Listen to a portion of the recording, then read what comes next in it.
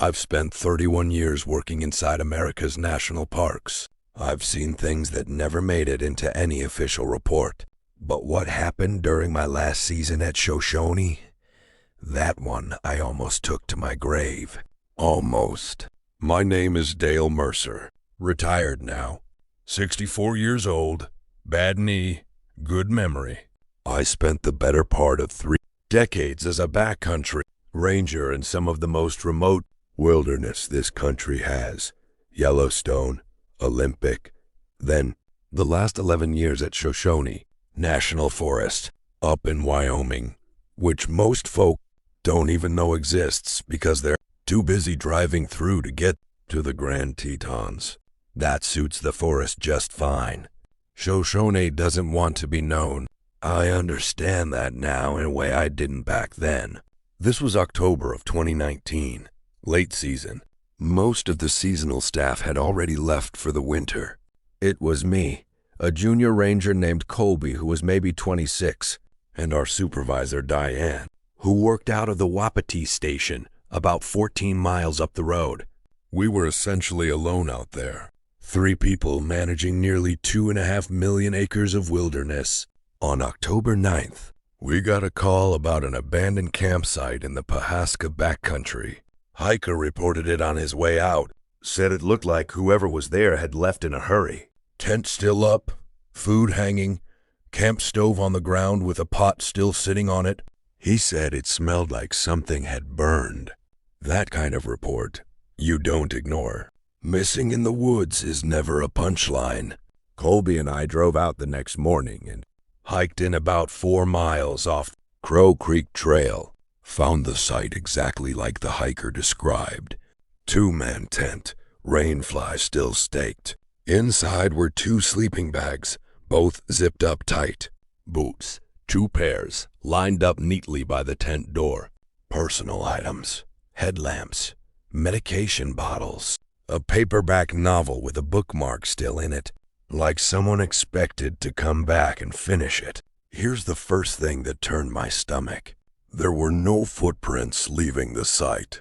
We had soft ground, recent rain, and I've tracked elk and grizzly in worse conditions than that.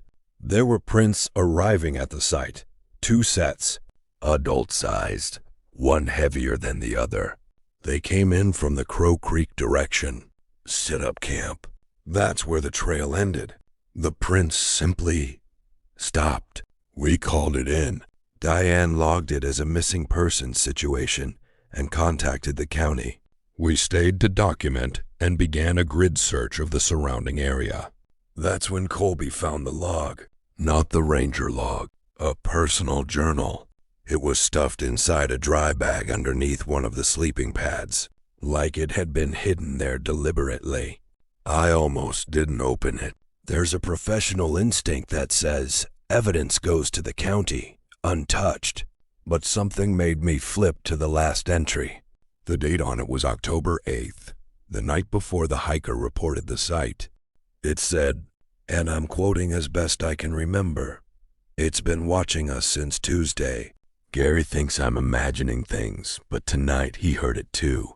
It doesn't make animal sounds. It makes sounds like it's trying to. We've decided to leave at first light. I'm leaving this in case we don't make it out. If someone finds this, please tell my daughter and Laramie that I love her. Her name is Beth. No last name. No contact information. Just Beth.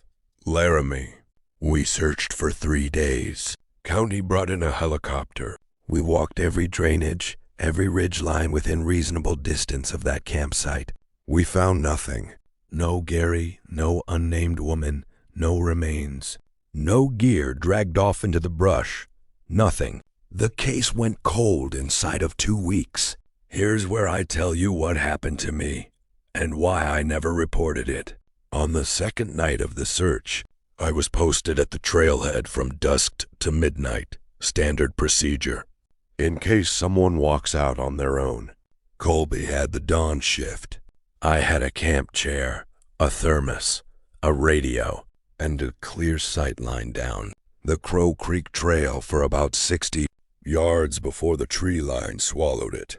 At 9:47 p.m., I wrote the time in my field notes.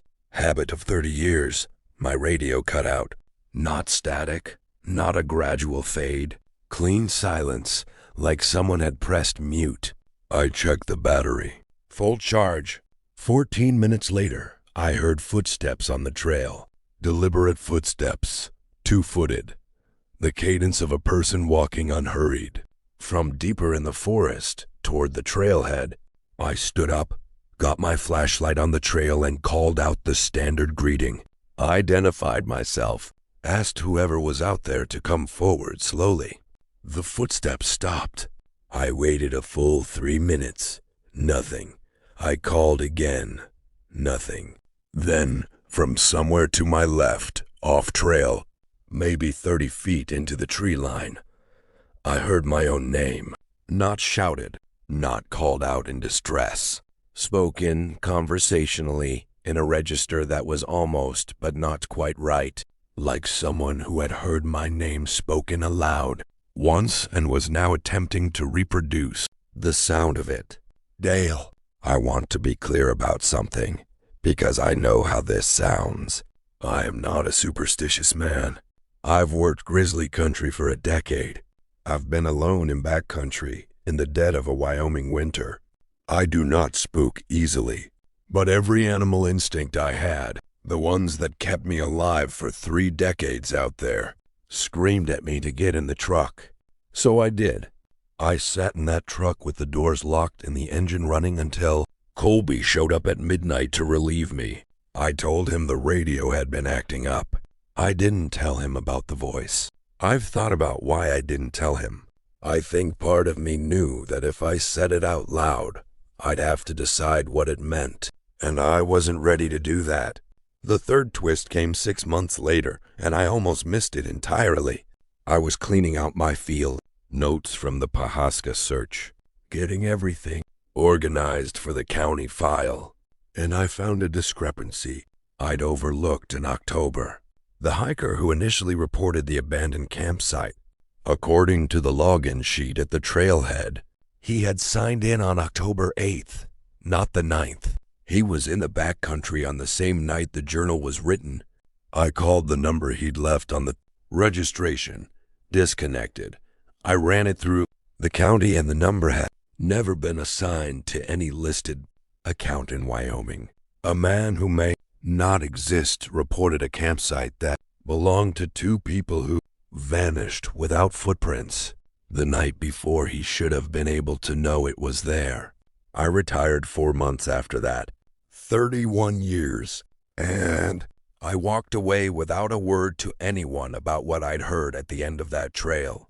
I'm telling you now because, Beth, wherever you are, if you ever found out what happened to your mother in those mountains, I want you to know that someone looked for her. We really did look. And I'm telling you because last week I got a letter at my home address. No return address. Inside was a single page torn from a journal.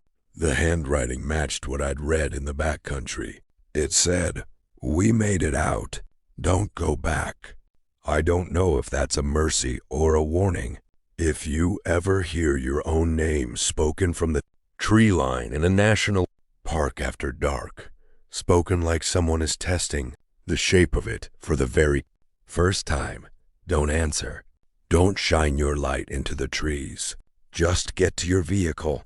Drive until the forest is behind you. Because whatever learned to say my name that night wasn't looking for help. It was practicing.